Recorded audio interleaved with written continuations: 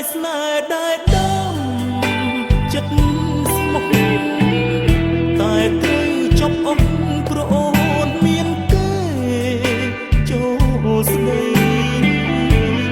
មានមិនឈូឆោបងស្លាប់ស្មារតី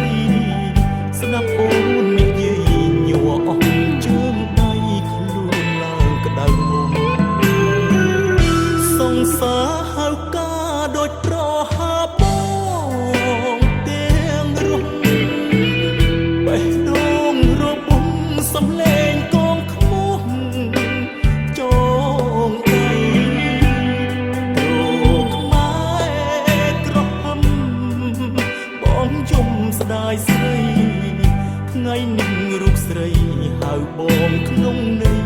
ជាភ្ញៀវកិត្តិយស